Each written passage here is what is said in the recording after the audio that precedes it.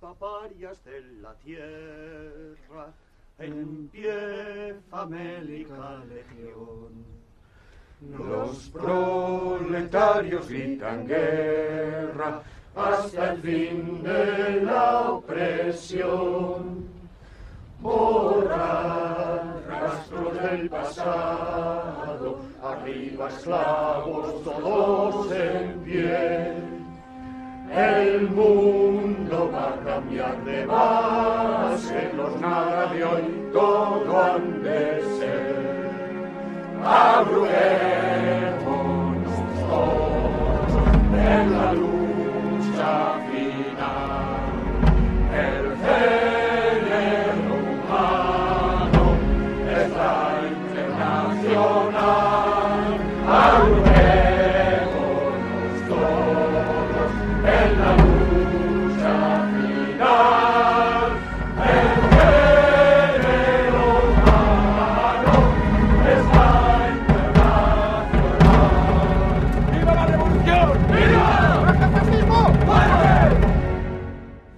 Vale, pues bueno, primero, buenas tardes a todos. Yo soy Carlos Rodríguez, secretario político de Juventudes Comunistas de Astorga. Y bueno, lo primero es darle las gracias a todos los asistentes del Ayuntamiento de Astorga por cedernos la biblioteca para el acto. Este acto está enmarcado en la campaña de lucha de clases del Comité Regional con el mismo nombre del acto, que es "Todavía crees que no hay lucha de clases".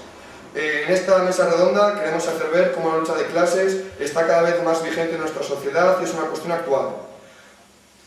Para darnos esta visión disponemos de diferentes ponentes para que nos den la percepción que ellos tienen desde sus centros de trabajo y de estudio. Disponemos de la presencia de Javier de la Calle Lorenzo, que es licenciado en Medicina y militante de Juventudes Comunistas de León. Después tenemos a Marta Villamuera Aparicio, que es estudiante de Trabajo Social, es exmilitante de Juventudes Comunistas Astorga y ahora mismo está militando en las Juventudes Comunistas de Salamanca. Y de Francisco José de Juan, que es profesor de Matemáticas de Elías Astorga. Y bueno, sin entretenerme más, empieza Javier. ¿Se me oye bien? Sí. Vale, es que no tengo una voz muy potente. Bueno, en primer lugar agradecer la invitación a mis camaradas de Astorga. Bueno, en segundo lugar, como ya ha dicho bien mi compañero, soy Javier, soy un recién licenciado en Medicina. Yo, bueno, todavía comienzo a trabajar en breves, por lo que si en algún momento hay alguien que trabaja en el sector sociosanitario y cree conveniente corregirme, que no dude en ningún momento en levantar la mano e interrumpirme. Y al igual diría a mis compañeros ponentes que si creen que me alargo, que me lo comenten, porque es bastante probable que me pase. Bueno, para empezar la charla, yo querría no quedarme en lo superficial del aspecto, ¿no? Lo superficial del aspecto, aunque parezca extraño, son los recortes en sanidad. Me gustaría no solo hablar sobre los recortes, que bueno, creo que es algo muy palpable y que todo el mundo conoce, como vienen a ser los cierres de urgencias, el aumento de las listas de espera. Me gustaría intentar ir un pelín más allá, me gustaría hablar un poco de el proceso en que se engloban los recortes en sanidad, que es la privatización de la sanidad, la mercantilización de la salud. Y un poco más allá todavía, el modelo actual de salud, de dónde proviene, cómo hemos llegado a él, por qué nos lo están robando y con qué argumentos lo están haciendo. Intentar con otros argumentos que, a mi juicio, y según la literatura científica disponible, pues son más válidos refutar, ¿no? Estos lugares comunes que nos dicen que la sanidad es insostenible, que los españoles vamos muchísimo al centro de salud, que hay muchísimos ingresos en el hospital. Un poco para introducir la charla me gustaría hablar de los sistemas nacionales de salud, ¿no? Eso que a día de hoy todos consideramos normal, que es que haya una sanidad pública, gratuita, universal, ¿no? Esto es algo que, bueno, la mayoría de la gente, aquí hay gente más joven, veo que hay gente más mayor, pues bueno, para algunos de nosotros es algo con lo que hemos convivido siempre, otros sabréis que no es así. ¿Cómo es el surgimiento de los sistemas nacionales de salud? ¿Cuál es la coyuntura en la que nacen, ¿no? La mayoría de los sistemas nacionales de salud se crean justo al terminar la Segunda Guerra Mundial, ¿no? ¿De qué coyuntura estamos hablando? Al final de la Segunda Guerra Mundial teníamos, por un lado, Europa devastada por la guerra, en la que la clase que detentaba el poder previamente, digamos la clase capitalista, en la mayoría de los países había perdido ese poder que antiguamente regentaba. Se habían ido a Londres, se habían escapado, bueno. podríamos decir en países como Grecia, Albania, Yugoslavia, incluso Italia y otros países como Francia, la clase obrera en aquel momento podía ostentar el poder. ¿Cuáles son los mecanismos con los que la clase dominante vuelve a recuperar ese poder? Pues bueno, ante una amenaza, digamos, de los países del este, no los países del este, en este momento en concreto de la Unión Soviética, que poseía un sistema incipiente, pero de seguridad social universal que cubría la sanidad, en este momento son cuando los capitalistas entienden que hay que proveer de un sistema nacional de salud a los trabajadores. Un poco ante esta coyuntura, una coyuntura de países devastados que necesitan reconstruirse, volver a fabricar, de reindustrialización tras la guerra, tras la destrucción, es en la que se marca la creación. Esto no es un dato superfluo, sino que esto marca un poco el defecto de inicio de los sistemas nacionales de salud. Y es, ante la necesidad de que los trabajadores se reincorporen lo más pronto al trabajo, es decir, de que no pare nunca, ¿no?, la cadena de montaje, de que se siga produciendo, lo que hace falta es un sistema de salud enfocado principalmente a lo que es la curación. Es decir, se enfoca directamente a lo más rápido que podamos reinsertar a los trabajadores a su puesto de trabajo, en detrimento de otras funciones como puede ser la prevención o la rehabilitación. Esto, aunque bueno, ya digo que a priori no parezca muy importante, sí que tiene su importancia, ¿no? Ya que, bueno, comúnmente pensamos que lo que determina la salud o la enfermedad de una sociedad es únicamente su sistema sanitario. Esto no es así, y me gustaría haberlo acompañado con una pequeña presentación, pero no me ha dado tiempo, y es, bueno, si hacemos el favor de imaginarnos el típico quesito que nos enseñan en matemáticas a todos, pues bueno, lo que es el sistema sanitario, lo que entendemos por la sanidad pública, en un sentido global del término, simplemente significa un 10%. Esto es un estudio clásico realizado, creo, bueno, será por un británico y un canadiense, ya sabemos quién hacen siempre los estudios en este caso. Eso es un 10%. Podríamos decir que otro 20% aproximadamente corresponde a la biología. ¿Qué quiero decir por biología? En este sentido me refiero al acervo genético, ¿no?, que cada uno tenemos, ¿no? Hay gente que está más predispuesta a ser más delgada, ciertas familias tienen más predisposición hacia el cáncer, bueno, un poco me refiero a esto. Y el 70% restante, quizás un poco menos, se distribuye en otros dos factores, que son el ambiente. Por ambiente entendemos que haya agua potable, que haya incluso una vivienda digna, que no haya contaminación, podemos hablar de radiación como el caso de Fukushima. Eso entraría en ambiente. Y otro gran apartado sería los mal llamados estilos de vida, ¿no? El poder tener una vida saludable, acceder a alimentos de calidad, a una dieta equilibrada, para tener oportunidades de ocio, de cultura, todo en general, factores que podríamos englobar como económicos o políticos, ¿no? Esto muchas veces se omite, ¿no?, de una manera deliberada, responsabilizando siempre al paciente, a la persona, de su propio estado de salud. Esto hay que oponerse frontalmente de entrada. Uno es hasta cierto punto responsable de su salud, pero no en la medida en que nos quieren hacer creer. Es decir, es muy importante temas como el empleo. El acceso a un empleo digno, un empleo estable, es clave para la salud, como intentaré demostrar con datos un poquito más adelante.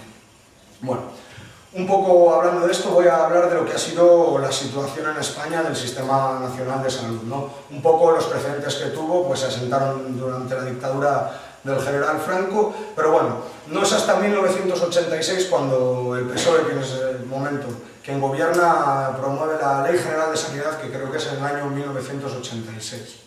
Bueno, esta ley es la que, bueno, crea lo que es la atención primaria en España, los ambulatorios, consultorios que conocemos y que previamente no existían, eran casi inexistentes, con la excepción de Cataluña, que sigue un proceso un poco particular, ¿no?, ya que allí son consorcios público-privados desde aquella época.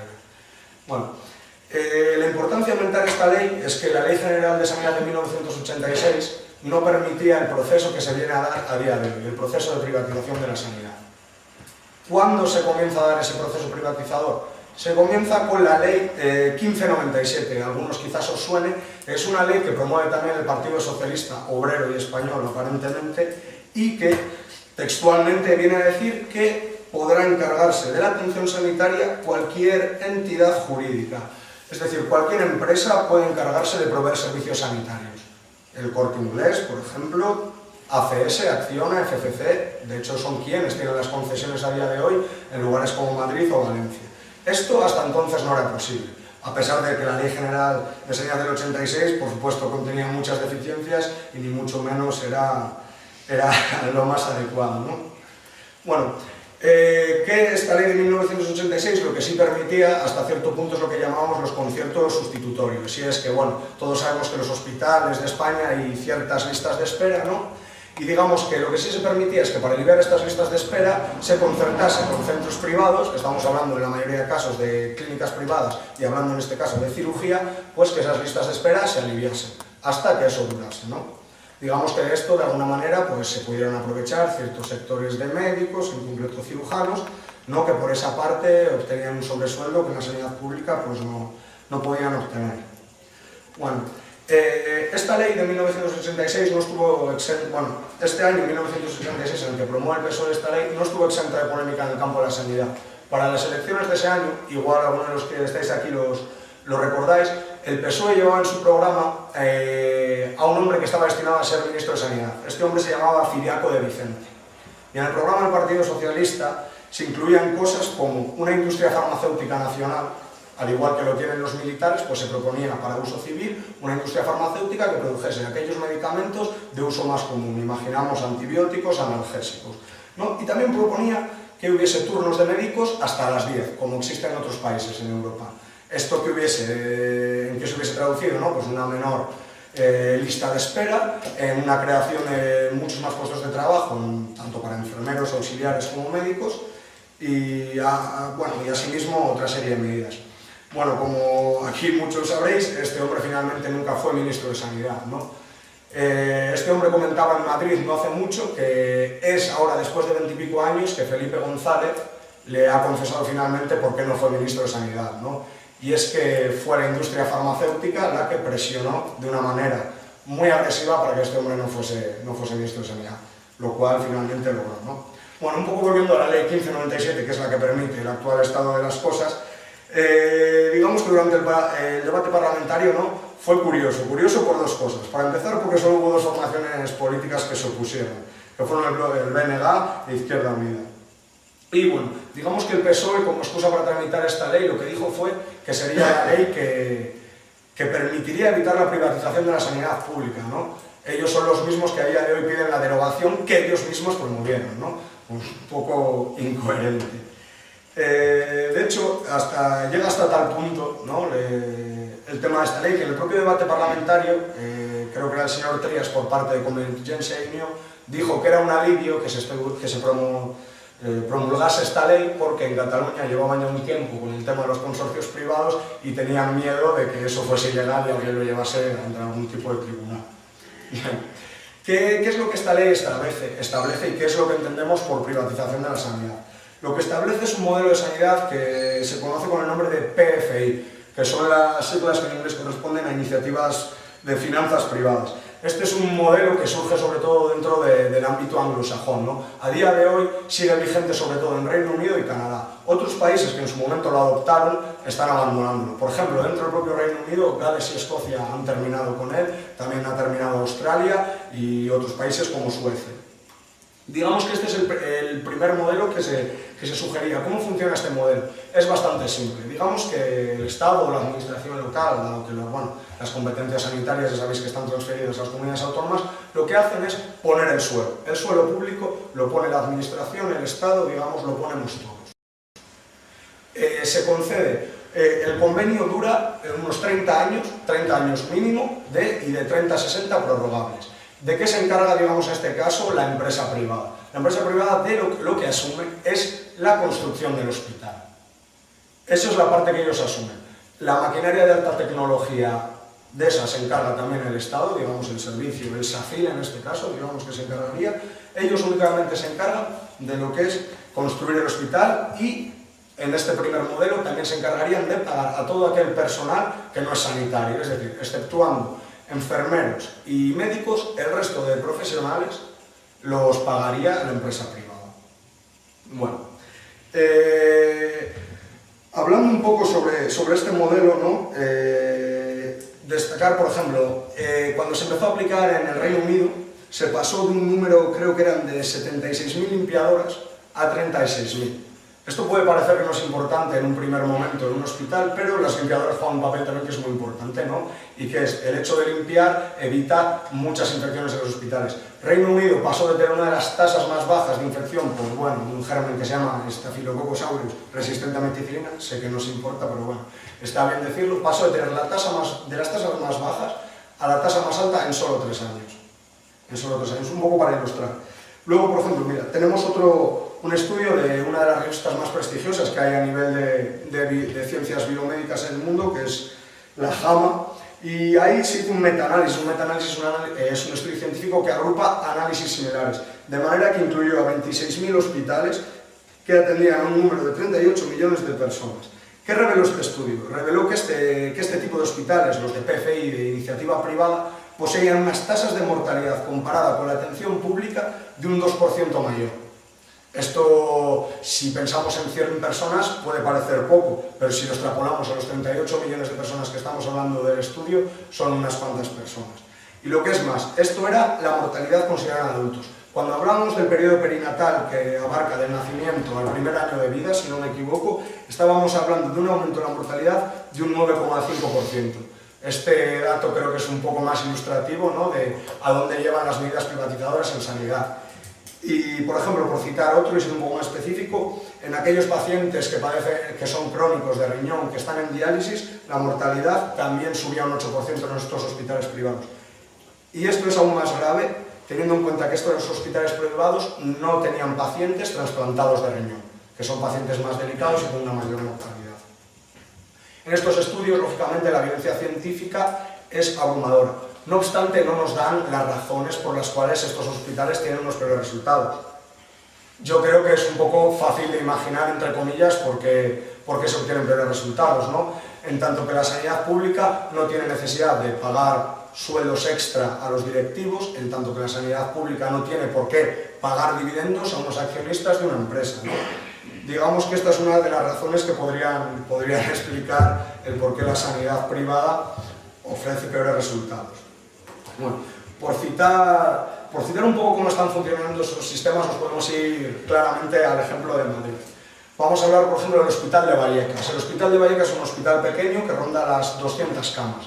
Este Hospital de Vallecas lo gestiona la empresa Florentino Pérez. Ahora no estoy seguro si es FCC, pero bueno, es una de las grandes constructoras de este país. Como se puede ir viendo, las grandes constructoras y las grandes empresas, una vez que se acaba el pastel de la construcción, una vez que ellos no son capaces de sacar dinero de otras actividades económicas, ¿a dónde se dirigen? Hacia sectores anteriormente no explotados. ¿De dónde viene esto? Esto no es nada nuevo. De la privatización de la sanidad y entender la sanidad como un sector más donde se puede obtener negocio no es nuevo, no viene con la crisis, no nos lo meten ahora, viene de mucho antes.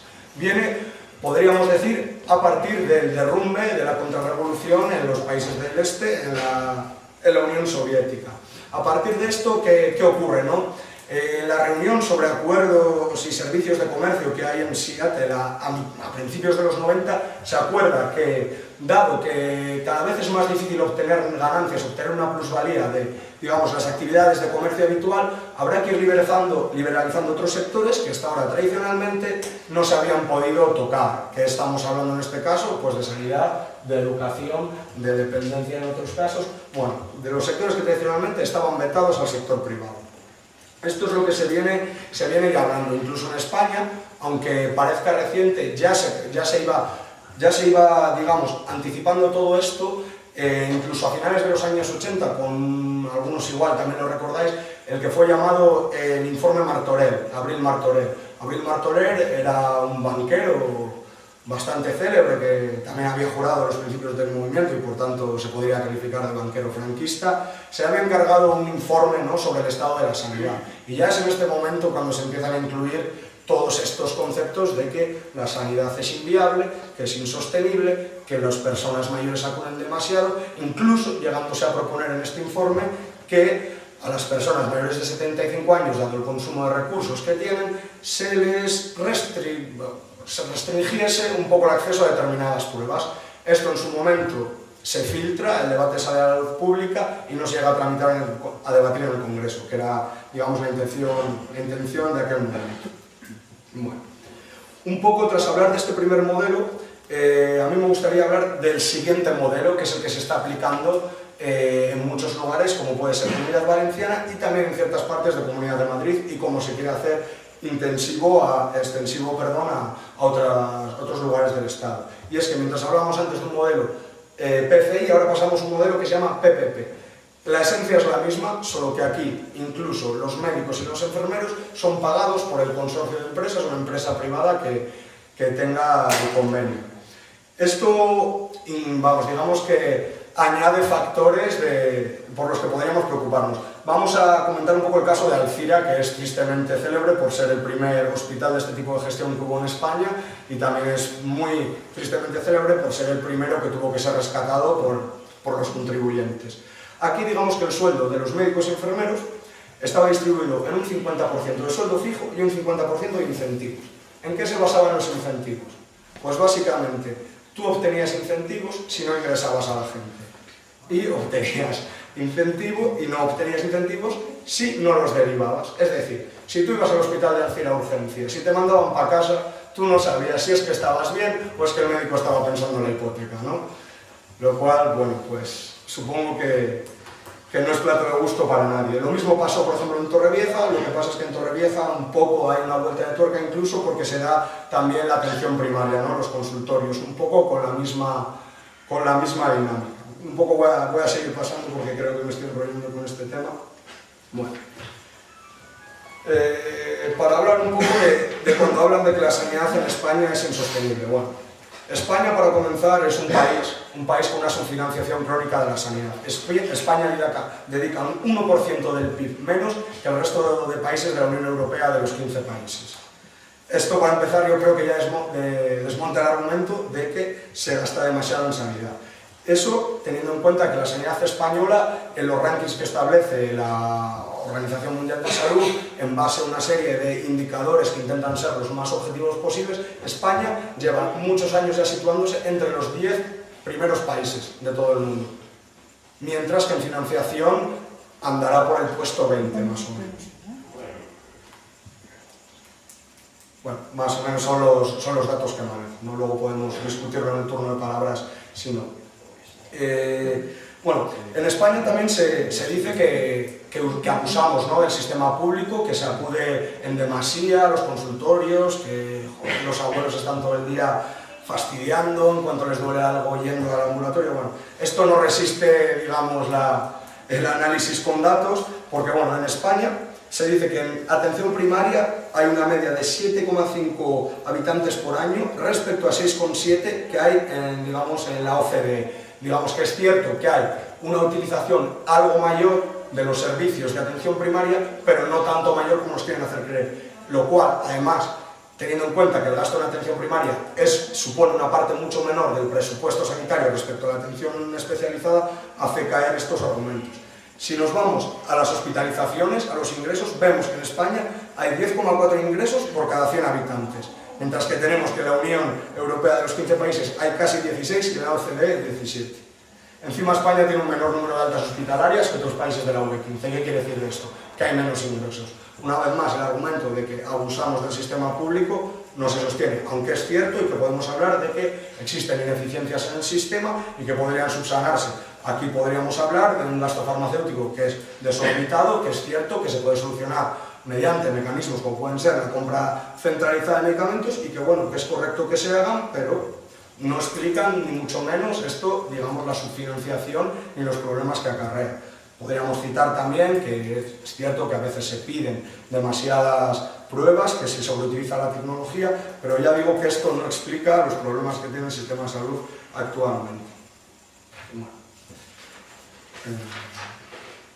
Ahora me gustaría un poco pasar a hablar de cómo afecta a las clases sociales a la hora de hablar en términos de salud. Esto parece un poco abstracto, pero se puede ilustrar bien mediante varios ejemplos. Por ejemplo, se podría citar que en Barcelona estudios demuestran que la diferencia entre vivir en los barrios de mayores rentas a vivir en los barrios de menores rentas, tradicionalmente de clase obrera, hay una diferencia de mortalidad de 10 años. Es decir, las personas que viven en barrios de extracción social más baja viven unos 10 años menos, con lo que ello conlleva, con lo que podríamos decir que estarían pagando la pensión a aquellas personas que pueden vivir 10 años más. Esto es así en Barcelona y es de los datos que disponemos en España. Si nos vamos a Glasgow, la diferencia puede ser de hasta 25 años. Si nos vamos a Estados Unidos, yendo de un condado a otro, podemos hablar de diferencias de 17 años. Se puede llegar a decir, y no es mentira, que es más difícil sobrevivir en el barrio de Harlem, en Nueva York, que en Bangladesh. Porque la esperanza de vida en Harlem es menor que en Bangladesh. Esto, bueno, son unas pequeñas pinceladas de datos. Otro dato que ejemplifica muy bien lo que venía comentando previamente es lo que ocurrió en Rusia a raíz de la desaparición de la Unión Soviética. Cuando cae el campo socialista en Rusia, de 1991 a 1994 se privatizan 110.000 empresas. 110.000 empresas que en la Rusia de aquella época no eran solo empresas, sino que a su vez llevaban asociados escuela y hospital, todas esas empresas. ¿Qué ocurre durante esta época? Bueno, pues vemos que durante esa época en Rusia, en solo 4 años, esto es un estudio de Lancet, que es otra prestigiosa revista médica, es un estudio de 2009, relativamente reciente, demuestran que en solo 4 años, tras la privatización de estas empresas, la esperanza de vida en Rusia disminuye de 70 años a 63. La tasa de mortalidad aumenta en un 20% y los suicidios aumentan en un 40%. Todo esto, claro, ha aparejado una caída del 30% del PIB de Rusia, cebándose especialmente en un grupo de población que es curioso. Donde más se ceba es el grupo de población de 25 a 40 años. ¿Qué ocurre con esto? Bueno, un poco, digamos que sería minar las posibilidades de recuperación de este país. Me gustaría citar un poco, digamos, toda esta supervisión de privatización de empresas se dio a raíz del programa de ajuste del Fondo Monetario Internacional, así como se ha dado en Latinoamérica en los 80 o como se está dando a día de hoy en España, en Portugal o en Grecia, ¿no? Con la troika formada por el FMI, la Unión Europea y el Banco Central Europeo. Un técnico estadounidense del FMI encargado de estos planes dijo lo siguiente, dice, voy a citar, es un poco largo, dice: me di cuenta rápidamente de que el plan de privatizaciones de Rusia se iba a llevar a cabo de la noche a la mañana, con costes muy altos para centenares de miles de personas. Se iban a fulminar decenas de miles de empleos, pero además de las fábricas que iban a cerrar, proveían de escuelas, hospitales y pensiones de la cuna a la tumba a los trabajadores. Informé de todo esto en Washington y les dije que allí no iba a quedar red alguna de protección social. Dice, comprendí que se trataba precisamente de eso. Querían eliminar todos los restos posibles del Estado para que no volviera el Partido Comunista.